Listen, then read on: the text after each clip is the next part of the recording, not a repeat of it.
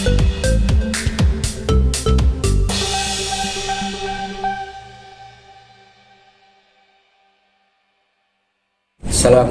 warahmatullahi wabarakatuh. Alhamdulillahirabbil alamin. Terima kasih kepada teman-teman media yang sudah meluangkan waktu untuk preskon kali ini yang bertempat diadakan di kantor saya Menara 165. Sebelum kita memulai menyampaikan bantahan terhadap podcast yang dibuat beberapa hari yang lalu oleh pihak sebelah, saya ingin memperkenalkan terlebih dahulu orang yang berada di sebelah kiri dan sebelah kanan saya. Beliau ini adalah Ketua Yayasan Al-Ansor yang sekarang.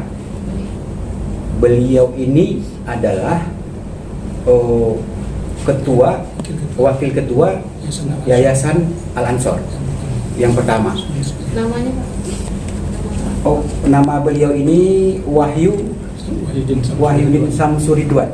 Beliau M. Khatib, mantan dosen UNAN dan Bung Hatta. Beliau ini mantan ketua Al-Arkom. Sebelum menjadi Al-Ansor itu Yayasan Al-Arkom namanya. Beliau ini ketuanya terlebih dahulu. Akan kita jelaskan lebih jauh terkait dengan apa yang disampaikan oleh pihak sebelah. Tapi kita bukan pakai angin, kita menyampaikan kebenaran melalui data dan fakta yang tersedia. Baik teman-teman, yang pertama yang ingin kami sampaikan adalah kami ingin membantah apa yang disampaikan oleh penggugat, yaitu kuasa hukum dan manajemennya beberapa hari yang lalu di dalam sebuah podcast. Yang pertama, bahwa tanah itu diklaim adalah miliknya itu keliru. Kenapa?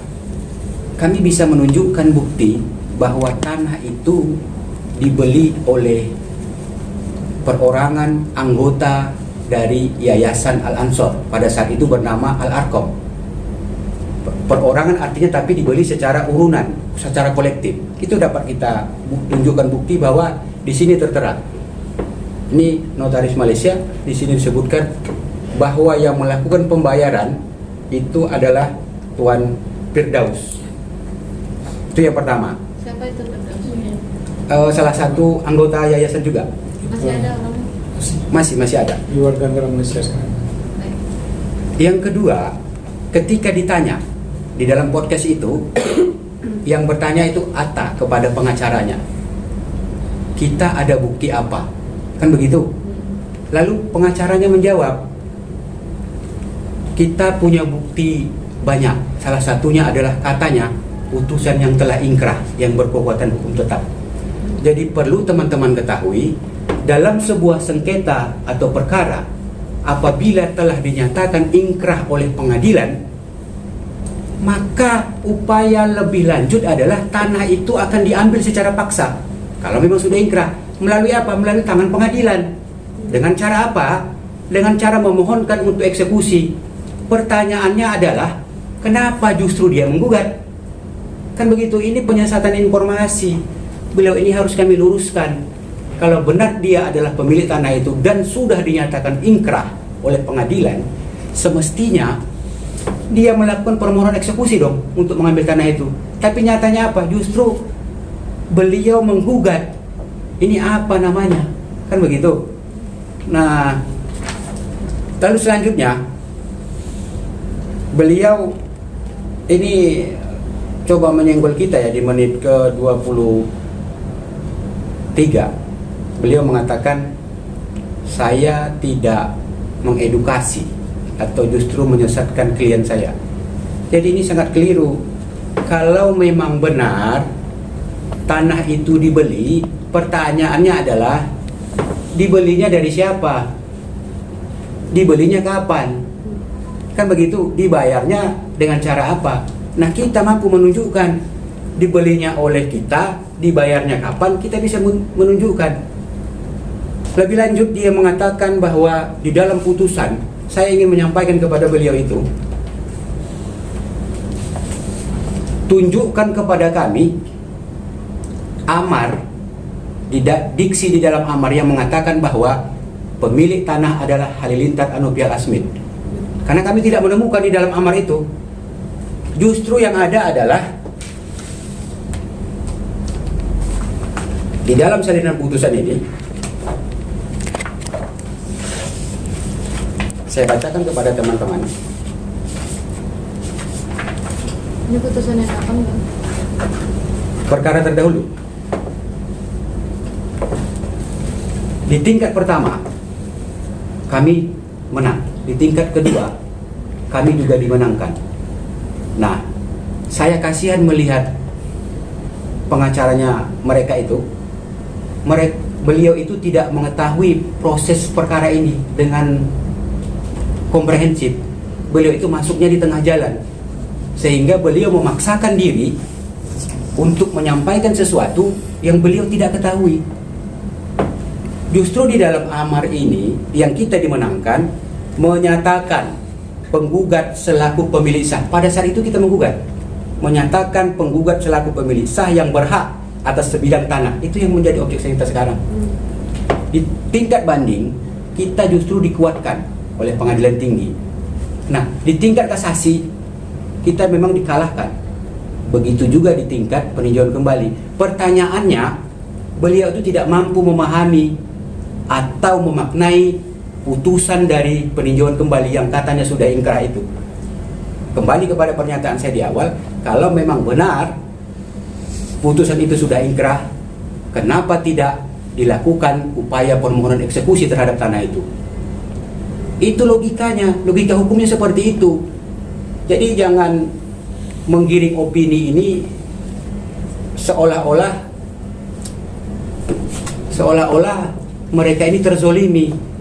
Mohon maaf, kami ini menduga ini ada penggiringan opini seolah-olah ini menjadi flying victim.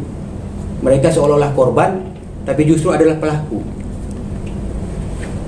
Saya masih berharap mereka itu mau menerima kebenaran ini. Kenapa? Di dalam Islam itu saya sampaikan, orang yang sombong itu ada dua cirinya. Yang pertama, menolak kebenaran, dan yang kedua, merendahkan orang lain. Setelah kita sampaikan kebenaran, mereka tidak terima. Malah di dalam podcast itu justru merendahkan kita, terutama kami sebagai penasihat hukumnya, dengan mengatakan kami menyesatkan klien kami. Itu tidak betul. Makanya saya berpesan kepada beliau, berilah advice kepada kliennya, justru berangkat dari nilai-nilai kebenaran, tidak lain dari yang sebenarnya. Maka dari kebenaran itu akan lahirlah keadilan yang berkepastian hukum. Bukan sesuatu yang kita tidak mengerti, tapi kita sampaikan menurut persepsi kita, bukan berdasarkan fakta atau kebenaran yang ada. Selanjutnya, beliau mengatakan bahwa tanah yayasan itu, kalau memang itu benar milik yayasan, harusnya di SHGB dong katanya. Lalu atau hak guna pakai. Di mana aturan tertulis yang menyatakan aset yayasan harus bernama yayasan? Bisa saja yayasan membuat itu nama pribadi. Toh tanah itu juga digunakan untuk kepentingan sosial keagamaan yang dinaungi oleh yayasan. Lebih lanjut, saya ingin menerangkan juga sekaligus membantah bahwa beliau mengatakan ketika Atta bertanya dalam podcast itu, Pak Halilintar ada bukti apa? Itu yang pertama. Lalu beliau hanya menyebutkan satu saja, ini sudah ingkrah, sudah berkekuatan hukum tetap. Pertanyaannya kembali seperti yang saya katakan, kalau memang sudah berkekuatan hukum tetap, tanah itu akan bisa diambil paksa melalui tangan pengadilan dengan jalur upaya permohonan untuk eksekusi. Itu yang pertama. Ketika ditanya apakah pernah datang ke lokasi, beliau menjawabnya, oh iya sudah datang ke lokasi dan mengatakan bahwa tanah itu tertutup. Saya jawab tidak. Tanah itu terbuka, bisa diakses oleh siapapun. Bahkan salah satu pengurus yayasan yang ada di Pekanbaru itu menjadi ketua RT yang ada di sana. Artinya apa? Tanah itu terbuka. tanah itu bisa dimiliki atau masyarakat boleh mengakses karena di sana ada masjid terbuka untuk umum, begitu ya. Sekolah juga di sana terbuka untuk umum. Jadi keliru kalau dikatakan tanah itu tertutup, tidak bisa diakses.